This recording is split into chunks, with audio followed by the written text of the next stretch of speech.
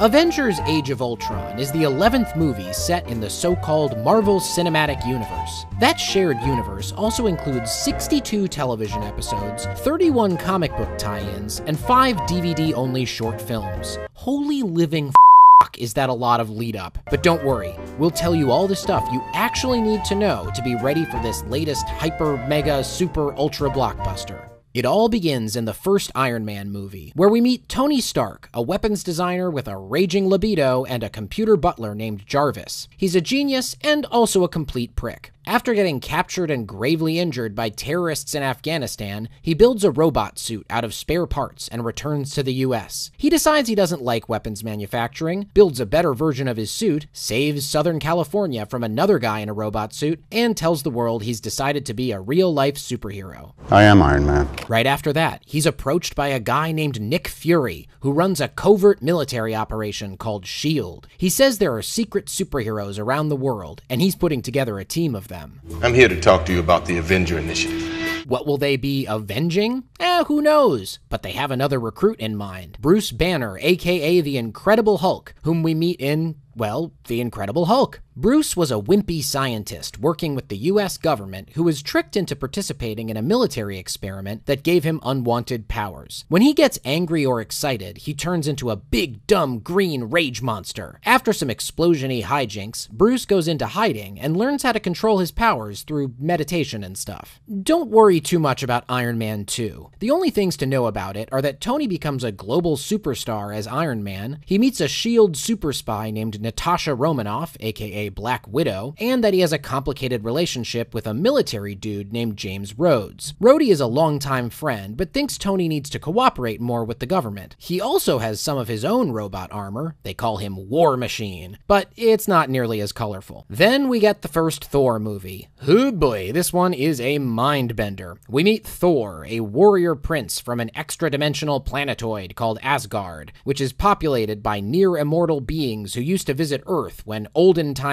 humans thought of them as gods. Thor is very strong. He uses a magic hammer that can only be held by those the hammer deems worthy. He has an evil brother named Loki. He has a scientist love interest named Jane, and he's aided by the helpful god Heimdall. Thor and Loki get into a titanic tussle, and Thor wins. He encounters a S.H.I.E.L.D. soldier named Clint Barton, aka Hawkeye, who only uses bows and arrows for some reason. We also meet a good guy astrophysicist named Eric Selvig, who gets secretly mind-controlled by Loki before Nick Fury recruits him to work for S.H.I.E.L.D. Captain America: The First Avenger is a flashback, but a very important one. Meet Steve Rogers, a scrawny weakling in the 1940s who volunteers for a military experiment that makes him super strong, and they give him a super-powered shield made of the ultra-rare mineral vibranium. After spending some time entertaining audiences as a propaganda tool named Captain America, he becomes a legit soldier, doing secret missions against a science-obsessed Nazi splinter group called Hydra. He stops a big evil Hydra plan, but seemingly dies while crash landing into some very cold snow. This is very sad for his war buddy and sorta girlfriend, Peggy Carter. We're gonna need a rain check on that dance. But fear not, we find out that he just got frozen and was discovered in the present, where he's thawed out and recruited by, you guessed it, Nick Fury. You know what that means. It's time for the first Avengers movie. Loki comes to Earth with a super-powered soul-controlling staff, steals a magic cube, and uses it to launch a plan for world domination. Nick Fury rounds up all the superheroes we've already met. Sensitive Steve, Cool Clint,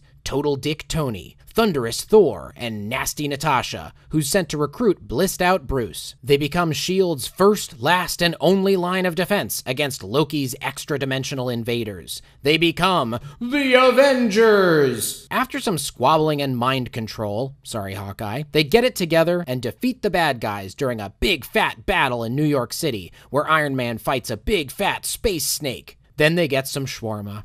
Shawarma. Oh, one quick thing. We also learned that Natasha used to work for the Russians, but doesn't anymore. You can basically ignore Iron Man 3, except you should know that Tony creates a bunch of remote-controlled robot suits he calls the Iron Legion, and meanwhile entrusts his company to capable girlfriend Pepper Potts. And you can mostly ignore Thor: The Dark World, aside from one notable item that pops up, a powerful space goo called the Ether. This thing holds one of the 6 Infinity Stones. Back in the Avengers, Loki had 2 other Infinity Stones, and an evil space lord named Thanos wants to collect them all. Okay, enough weird space mystical stuff. Let's talk about Captain America, the Winter Soldier. S.H.I.E.L.D. is riding high after saving the world, and Cap is their poster child. But S.H.I.E.L.D. is up to some questionable business. They're building a worldwide monitoring system that can kill basically anybody. Nick Fury seems fine with this plan until he's attacked and framed as a traitor. Turns out S.H.I.E.L.D. has been taken over by